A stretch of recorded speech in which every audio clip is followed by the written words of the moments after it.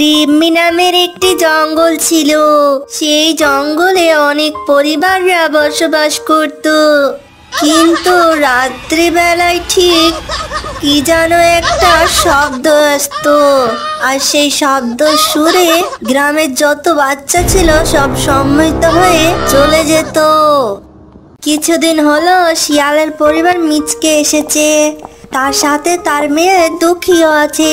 তারা এই গ্রামের ব্যাপারে বেশ কিছুই জানতো না, তার মেয়ে কিছু জানতো না। দুঃখী একদিন দুঃখী রাত্রিবেলায় যখন দাঁড়িয়েছিল উঠোনে, তখনই সেই পাগলা হাসিটি শুরু হয়ে যায়। কিন্তু দুঃখী ওই হাসির শব্দ শুনে ভয়ে দৌড়ে পালিয়ে যায়। দুঃখীকে ওই হাসি বশ করতে পারে না। পরের দিন সকালবেলা হয়ে এলো। দুঃখী তার মাকে বলল, মা মা কালকে একটা কি ভয়ঙ্কর হাসি হচ্ছিল বারান্দায়, আমার খুব ভয় করছিল মা। কেমন হাসি, এইরকম করে হাসছিল। এ কি বলছিস দুঃখী? এরকম করে আবার কে হাসে? জানি না মা, কেন আমার খুব ভয় করছিল। মনে হয় ওটা একটা ভূত। আমরা তো এই গ্রাম থেকে এসেছি, তাই হয়তো তুই ক্লান্ত হয়ে এইসব ভাবছিস। অত চিন্তা করিস না তো। এরপর দুঃখী সেখান থেকে চলে গেল। দুঃখী সারা দিন খেলাধুলো করছিল। ধুলো করতে করতে সাঁঝবেলা হয়ে আসি। দুঃখী তখন বাড়ির পথে রওনা দেই। তখনই হঠাৎ সেই ভয়ঙ্কর হাসি আবার তার পেছু করে, আর দুঃখী ওই হাসির শব্দ শুনে, ও মা গো বাঁচাও, কি ভয়ঙ্কর হাসিটা, পালাই রে বাবা।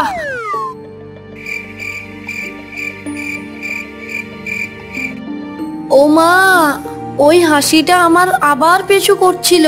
ধুত, তোর মাথায় মনে হয় ঠিক নেই। তোকে মনে হচ্ছে ডাবের জল খাওয়াতে হবে। সব সময় বেশি বেশি ভাবিস। না মা, আমি সত্যি বলছি, এরকম ভয়ঙ্কর হাসি।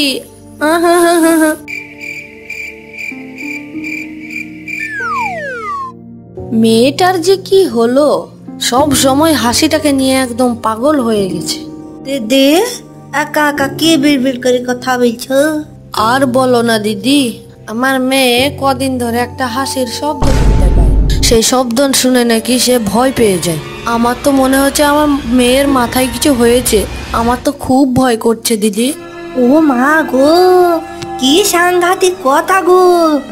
এর হাসি যে সে হাসি নয় গো। মানে তুমি কি বলতে চাও গো?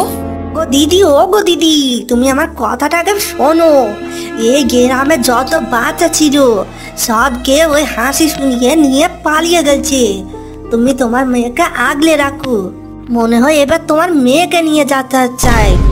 ও মা, কেন রে, কেন?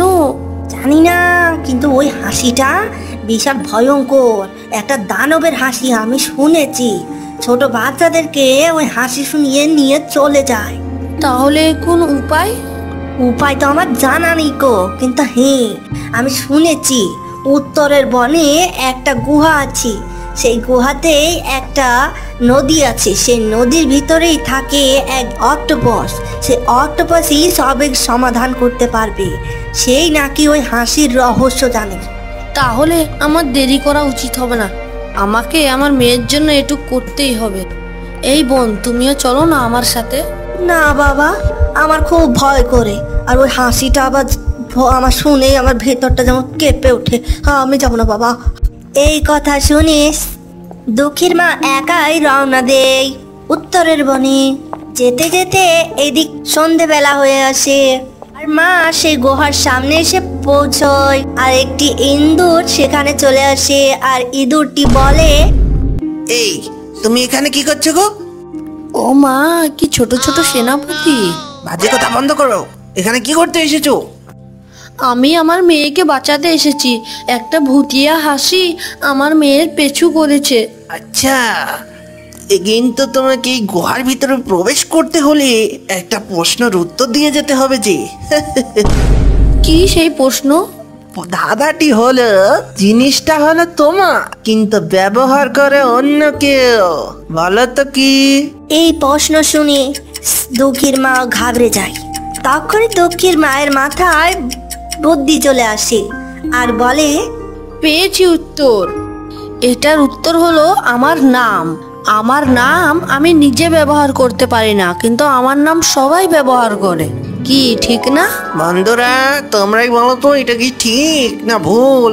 তবে আমরা এখনকার মতন যেতে দিচ্ছি। এরপর দুঃখীর মা ভিতরে চলে যায়। আর এদিকে দুঃখী রাত্রিবেলা হয়ে আসে কারণে সেখানে দাঁড়িয়েছিল। তখনই সেই ভয়ঙ্কর হাসি চলে আসে। ও মা গো, বাঁচাও গো, সেই হাসি এসেছে। বাঁচাও বাঁচাও, মা কোথায় আছো, বাঁচাও। দুঃখী বশ হয়ে যায় আর সে হাসির পেছন পেছন যেতে থাকে। আর এদিকে দুঃখীর মা সে অক্টোপাসের কাছে যায়। তাকে দেখতে পেয়ে বলল, ও অক্টোপাস ভাই, আমার মেয়েকে বাঁচাও। আমার মেয়ে যে খুব বিপদ। কেন, তোমার মেয়ে কি হয়েছে? একটা পাগলা হাসি আমার মেয়ের পিছু করেছে। ওই হাসিটা খুব ভয়ঙ্কর, এইরকম। উমা, আমার তো তোমার হাসি দেখে ভয় লেগে গেল। তাহলে ওই হাসিটা দেখে তো আরো ভয় লেগে যাবে। কিন্তু আমি জানি ওই হাসিটাকে কি করে আটকানো যায়। ওই যে সামনে দেখছো ওই গোলাকার বলটি, ওই বলের মধ্যেই আছে ওই হাসির প্রাণ ভ্রমর। তোমাকে ওই প্রাণ ভ্রমর উদ্ধার করতে হবে। সেটা উদ্ধার করার জন্য তোমাকে ওইখানে একটি প্রশ্নের উত্তর দিতে হবে। যদি সেটি পারো তবেই সেই গোলাকারটি খুলে তোমার প্রাণ ভ্রমরটিকে শেষ করতে হবে। তুমি দেখো পারো কিনা। আমি পারবো, আমি সব পারবো। আমার মেয়ের জন্য এটুকু পারবো না? কি সেই প্রশ্ন? এরপর সেই বল থেকে চিৎকার করে বেরিয়ে এলো, বলো কোন জিনিস যেটা সত্য জেনেও মানুষ বিশ্বাস করতে চায় না? এই প্রশ্ন শুনে দুঃখীর মা ভ্রম করে ঘাবড়ে যায়। অনেক চিন্তা করার পরে তার মাথায় বুদ্ধি চলে আসে আর সে বলল, পেয়েছি পেয়েছি আমি। সেটা হলো মৃত্যু। মানুষ জানে যে তাকে একদিন মরতে হবে, কিন্তু সে তাও বিশ্বাস করে না। এমন ভাবে বেঁচে থাকে মনে হয় যে তার মৃত্যুই নেই। একদম সঠিক উত্তর, বাহ। আরে আরে, এর উত্তর তো আমরাও জানতাম না। এর উত্তর এত সোজা ছিল। এরপর সেই প্রাণ ভ্রমরটি বদাম করে বাষ্ট হয়ে যায়। আর এদিকে দুঃখীর সম্মোহ কেটে যায়।